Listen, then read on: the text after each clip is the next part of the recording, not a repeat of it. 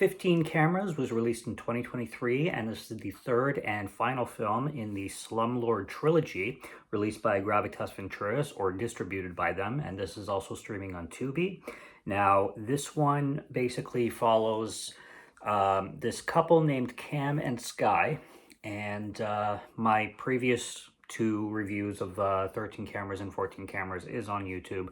But if you're not familiar with this trilogy, basically it's about this guy who rents out Airbnbs and owns a bunch of properties and then puts a bunch of cameras and spies on people. He's a voyeur, essentially. Um, all three are on Tubi, I think I said already. But this one, this couple buys a house, if I'm not mistaken. They purchase it and they live in it.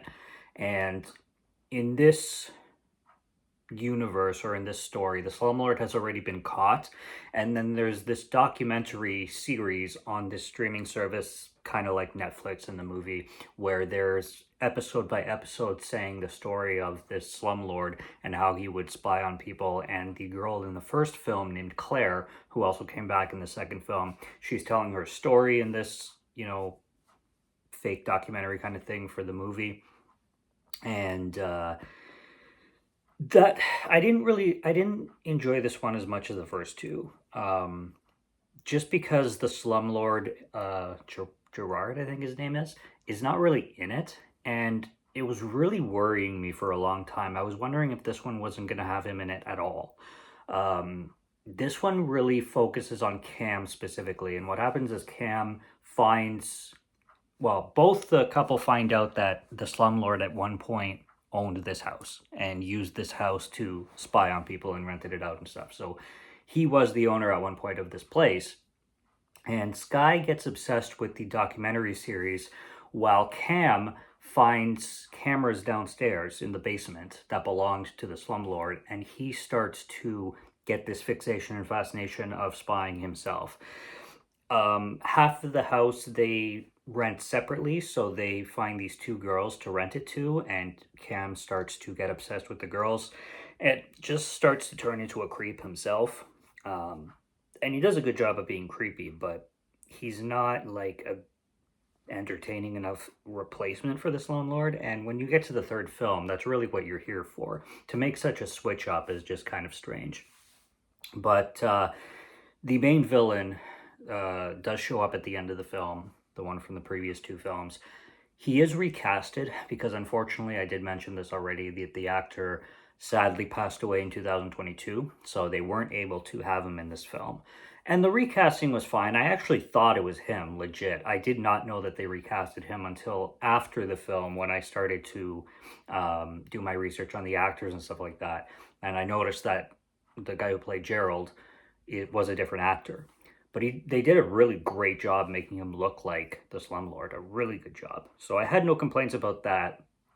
It just kind of sucks that they had to replace him, and that he wasn't really in the movie for a whole lot of time. And because they had to replace him, I can see why they would do that. They wouldn't want to break continuity or have him focused on so much, because then people would notice that he, looks different, because he's a slimmer guy. He's still fit though, so and they put like makeup on him and the glasses to make him look exactly or as close to the same, close enough for me not to notice anyway, as the other guy. But this this film mostly focuses on Cam, like I said, becoming creepy himself and spying on these girls next door that they're renting to. It's a weaker, more tame, like, I wouldn't, it's a little bit more tame, but it's just so watered down. It's just so watered down compared to the first two films that were so good and so genius at utilizing their low budget, that this one just, it just feels different. It has a completely different mood and tone. All three of these films were directed by different people. Now, the first two I know for sure were written by the same guy, but I don't know if this one was written by the guy who wrote the first two. I'm not 100% sure anyway. If it's not, it feels that way, because like I said, the tone is so different.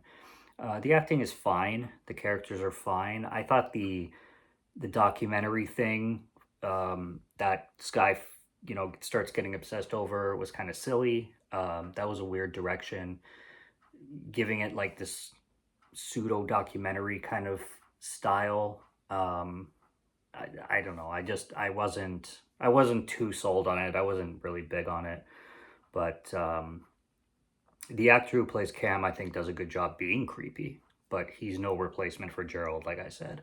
So I gave this a 2 out of 5. It concludes the trilogy fine. Like, it's good to have a conclusion for the trilogy, but it doesn't match the other two. So unfortunately, it's just a meh. I loved the other two.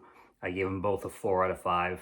If I remember correctly, this one 2 out of 5. It's just okay. It's worth seeing, especially on Tubi, but it's a weak conclusion. So that's what I got on 15 Cameras. Go check out the trilogy though, because they're such well done low budget films. They're the best kind of low budget films that you can have, and they're so crisp and sharp, and just the first two I'm specifically talking about have a great idea that they utilize perfectly. And the trilogy overall is good because you got two great ones and then one okay one. As a whole, it's a great trilogy. So definitely go check them out on Tubi. Subscribe to Morgan Film Fan if you like to listen to my voice or if you like my film reviews. I'll be back with more soon, so stay tuned for those. Check out what's on the channel already. Stay tuned for what's coming. Until next review, have a good one. Take care and cheers.